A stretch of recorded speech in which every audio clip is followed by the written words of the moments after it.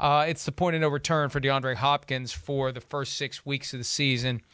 He is suspended for a PED violation. Larry Fitzgerald, a future Hall of Famer, has publicly said in recent days that Hopkins is still a Hall of Famer despite the PED suspension. Well, look, I don't think he's done enough to get to the Hall of Fame yet. I think he's got more work to do. I'm with you. But even then, he's got this stain now that will be attached to him. And when it's him versus others in whatever year he would be in consideration, it's going to be hard to wash that stain off because the other contenders aren't going to have that. It's going to set him apart in a negative way, so it's going to make it harder for him to get in. Agreed. I mean, first off, I think your first comment is right. I'm not sure.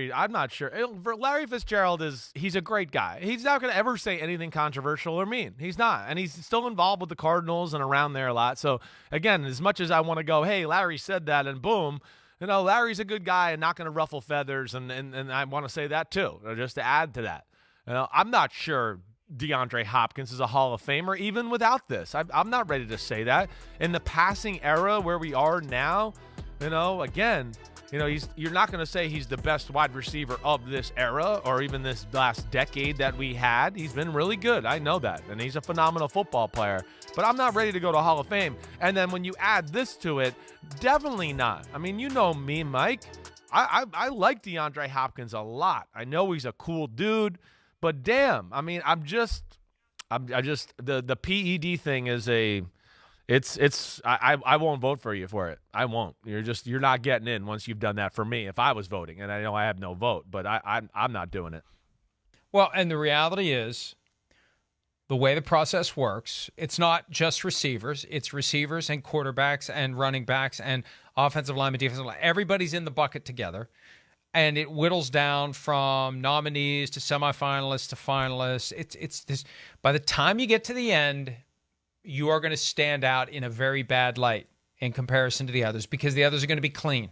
The others are going to be clean because rarely do you see a high-profile player get popped anyway. It's going to be harder for him to get in. He's right now 43rd on the all-time receiving yardage list with 10,581 yards, and they're very packed together. Yeah. He's only 2,500 yards away from being in the top 20. Yeah. That's how packed together they are from 20 to 43. So, in a few years, he could start creeping in that direction, but this is going to drag him down. And he's going to miss 6 games this year. That's 6 opportunities. That's, potentially 600-700 yards if he had, decent games week in and week out. Yeah. So it's not going to be easy. And you're right. Larry Fitzgerald is nice guy, too nice of a guy, too much of a politician, too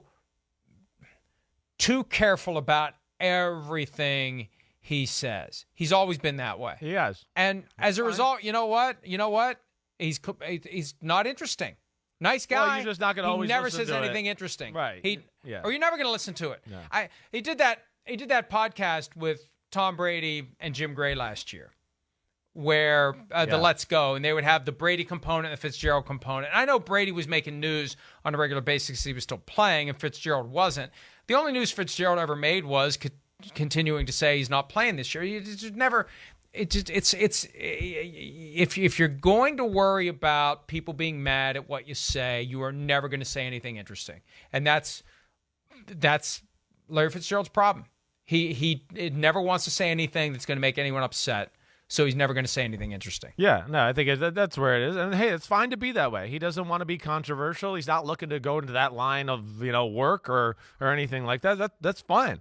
I got no issues with that. You don't have to try to be controversial. No, I know. Just say what you think. I know, but, again, I think he's guarded. He's probably got a relationship with DeAndre Hopkins and, again, the Cardinals and all that. So it gets to a point with, some superstar guys like a Larry Fitzgerald or a Brady or some of those, and that's why it's going to be interesting with Brady and Fox and all of that, is they're always worried about, how it's going to look and feeling. So when they do say something, there's sometimes no merit to it because you're like, who cares? I mean, I've got 27 other examples of him kind of saying, other BS over here that I know is not exactly true, or he doesn't really think that behind the scenes, and that's where it loses merit.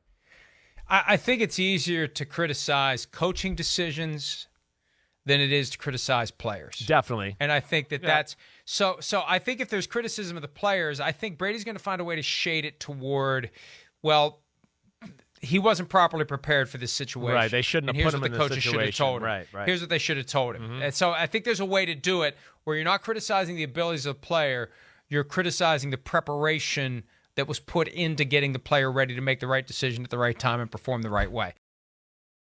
Hi, I'm Mike Tirico, and thanks for watching. Make sure to hit subscribe for the latest news and highlights from NBC Sports.